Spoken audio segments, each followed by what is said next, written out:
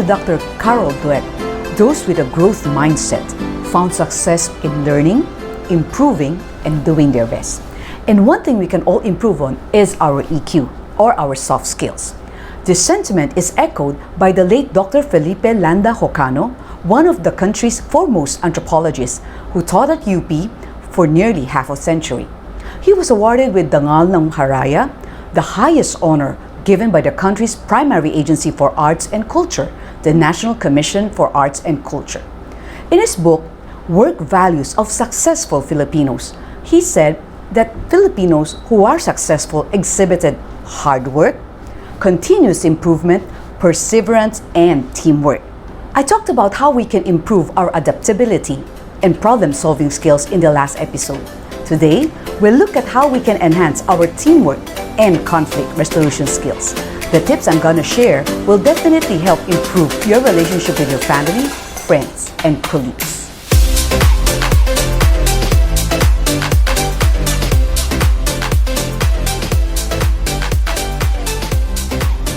Welcome to Adjusting Your Heart. I'm Dr. AJ, and in case it's your first time to watch our video, please subscribe and click on the notification button so that you'll be informed once we upload our video next Friday. Trending in the recent headlines is how Colin Huang has overtaken Alibaba's Jack Ma and Tencent's Pony Ma to become China's second richest person with a net worth of 63.1 billion US dollars. His company Pinduoduo started in 2015 and has quickly become China's second largest e-commerce platform, garnering over 731 million active buyers. And based on Forbes' real-time billionaire, the richest man in the world is Jeff Bezos of Amazon, followed by Elon Musk of Tesla. The Philippines' top 5 richest men of 2020, according to Forbes, are the C siblings, Manuel Villar, Enrique Razon, Lance Gokongwei siblings, and Jaime Sobel de Ayala. My friends, these people wouldn't have become that successful without having a team. They couldn't do it alone. That's why teamwork is very, very important. Let me share with you an example of how WeChat started. Remember what I said about adaptability and problem-solving skills in the previous episode? Like Bill Gates of Microsoft, Pony Ma has employed these two soft skills and created 2 competing teams of engineers in 2010 and charged them to come up with a new product. After only 2 months, one team presented an app for text messaging and a group chat, and they called it WeChat.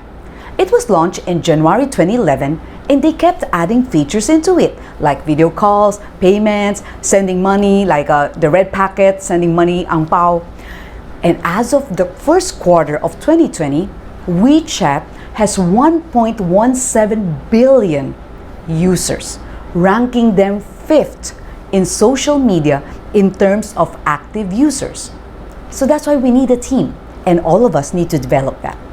And according to the Munster Future of Work 2021 Outlook survey, employers chose teamwork or collaboration as the second most important skill a candidate should have, preceded only by dependability.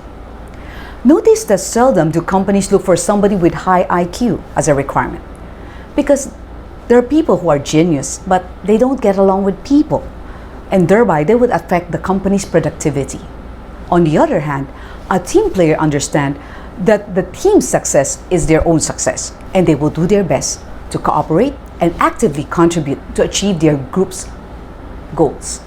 So for them, a team, TEAM, stands for this acronym: Together, we achieve more. Good news is that teamwork skills can be developed. In a team, there will be leaders and followers. And regardless of your role, you need to learn how to work in a team. And this applies not only in business settings, but also in team sports as well, like basketball, soccer. Teamwork is also imperative in group performances, just as that of a cantata, stage play, orchestra, or even ballet. Teamwork is all the more needed in rescuing a patient rushed to the ER. And in this time of pandemic, and with a new coronavirus variant, all of us need to cooperate by staying home as much as possible. And if we really need to go out, we have to put on our face mask, face shield, and keep our physical distancing. And we also need cooperation in our homes, or else chaos would ensue. The Bible also advocates teamwork or unity, especially within the body of Christ. In 1 Corinthians chapter 12, it says that the body is made up of different parts. The eye can't say to the hand, I don't need you. On the contrary, those parts of the body that seem to be weaker are indispensable, such as like kidney, liver, pancreas. We can't see them, they're inside, right? But they're indispensable. And regardless of whatever setting, we need one another. So we should learn how to live and work together in unity. In my case, without hands to set this up, to record the video, or without David to edit the videos, this YouTube ministry wouldn't be possible. And I'm gonna share with you some tips to improve your teamwork skills. First is to know your role. Whether you're a leader or a follower. If you're a leader, then you have to lead. If you're a follower, then we have to follow. And as followers, we comply even if we don't agree with our boss. We support even if our ideas get voted out. That's a good follower. And if we want to be good leaders in the future, we have first to be a good follower.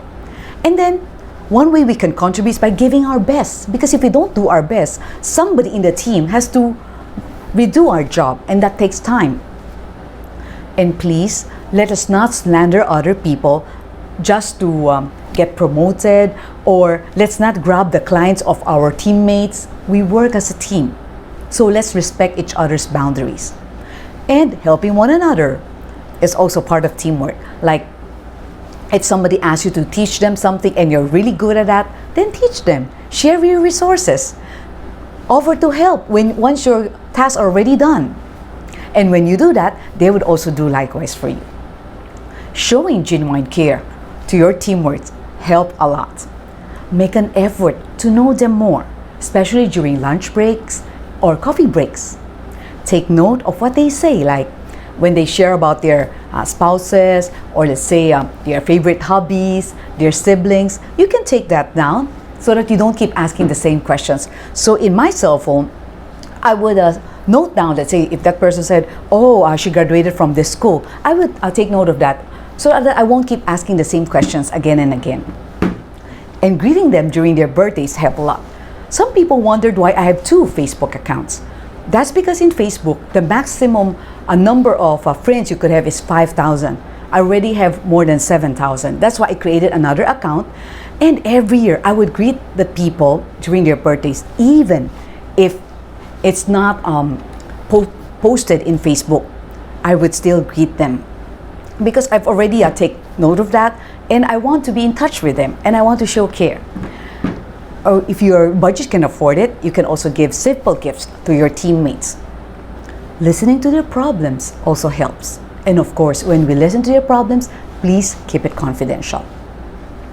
Or if they're absent for work, give them a call. Ask how they are, or just text them. Or if it's so sad when we hear that one of their loved ones died, then we offer our condolences. Once the pandemic is over, we can also visit them in the funeral wake. And we can also raise funds if it's necessary. Knowing their love languages also help. So you can check out our love languages series, okay? I've talked about that, like how do people show their love and want to be loved? It could be through words, gifts, service, time, or touch. So know that and show love accordingly. And because once we do, we are depositing in their love banks. Our hearts are just like love banks. So when we keep on showing love, we are depositing. So that sometimes when conflicts occur, in a way we withdraw, then there will still be a lot of deposits inside. Then that person's love bank won't go bankrupt. So my next skill that I'd like to share would be conflict resolution skills. Here are some tips. My friends, remember that life is too short to waste in fighting. Whether it would fighting with our family, our friends, our colleagues, Let's not keep on fighting. Let's learn to resolve conflicts because conflicts are bound to happen. There's no perfect relationship. We have a lot of personality differences, working styles, so we just have to adjust. So here's some do's and don'ts in handling conflicts. Don't engage in silent treatment or sweep problems under the rug, because if we do so, one day those will pile up and one day it's going to explode. By that time, it will be harder to resolve the conflict or to patch things up. Please don't walk out because that's showing disrespect. What you can do is ask for a timeout. You can say that, okay, I think it's better that we talk about this later once when both of us already have cooled down. And it's also nice to know if you know that other person would want to be left alone when he or she is angry, or he or she wants you to pacify him or her. Please don't engage in aggressive behavior like shouting, cursing, punching somebody. Please do not do so. That doesn't resolve conflict. Don't use threats like, I'm gonna sue you, or I'm gonna sue the company. Please don't do that. Or I'm gonna commit suicide. Please don't use threats. Don't keep blaming other people, but instead take responsibility for your own action. Because when we are very proud, we feel that we're always right. And then we don't listen to people. Then we're not open to changes. And we're not open to admitting our mistakes. If we do that, then we're not going to learn. We're not going to grow, and it disrupts relationships. Please don't get defensive or to take things personally, especially if it's in the workplace when we are being confronted. Remember, it's what in Tagalog we say, trabaho lang yan. Let's be professional. Let's remember that this person, out of his or her good heart, confronted us and want us to improve. Don't just bail out or burn bridges when there's a conflict. Don't just say, okay, I'm just gonna resign. I'm gonna have an annulment or a divorce. Let's try our best to work things out. And here are some tips, do's. Do talk things over to iron out your differences.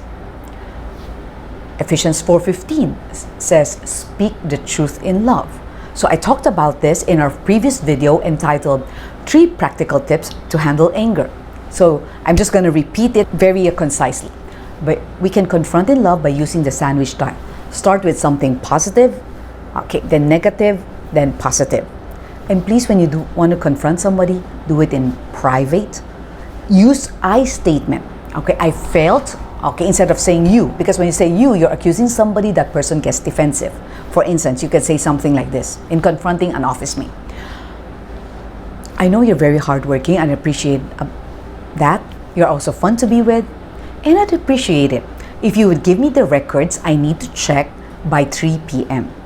Because for the past few times, you gave them to me at 4:30 p.m. And because of that, I have to stay overtime and even miss dinner with my family. So thank you for your kind understanding. So see, I was able to confront that person by using the sandwich style. Positive, negative, positive. Let's negotiate and think of win-win solutions. We need to compromise or meet each other halfway. Confronting is not about being right or winning the argument, but saving and improving the relationship. And we can also consult more mature individuals or talk to trusted friends before confronting, lest things go from bad to worse. And lastly, let's forgive those who hurt us. Dr. Daniel Goleman, in his book, Social Intelligence, he said this: forgiving someone lowers our blood pressure, our heart rate, and levels of stress hormones, and it lessens pain and depression. So let's forgive those who have hurt us. So do take time to comment below what helpful tips you learned regarding improving your teamwork and conflict resolution skills. And I'd like to thank the following people for supporting us: Chona Day, EBRUCHXSSSY, Eleanor Ke, Ellen Puwak Wong, Eugenia Huang, Jenny C. Gokian, Rosel Martinez, Ronald D. Lulu's brother, Samuel Tan, Winston Yu, Wu Chun Mei, and Chang Chin En. Thank you, and I'll see you guys next Friday.